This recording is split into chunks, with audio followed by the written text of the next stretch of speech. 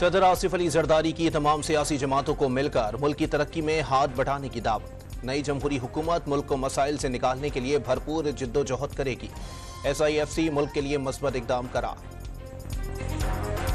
यौम पाकिस्तान पर इस्लामाबाद में शानदार परेड, मुसल्लह अफवाज का मार्च, पाक फिजाइये के तैयारों की घन गरज, जदीद टैंक मिसाइल सिस्टम और एयर डिफेंस का भी मुजाहरा। चारों सूबों गिलगित बल्तिस्तान, आज़ाद कश्मीर के सकाफती रंग भी उजागर किए गए।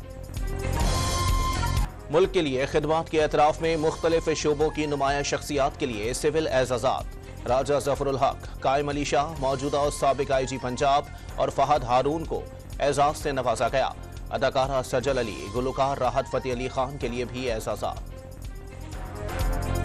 सऊदी वजीर दिफा शहजादा खालिद बिन सलमान बिन अब्दुल अजीज अल सऊद की वजीर आजम और आर्मी चीफ से मुलाकात। बरादराना ताल्लुकात को फरोग दिया जाएगा।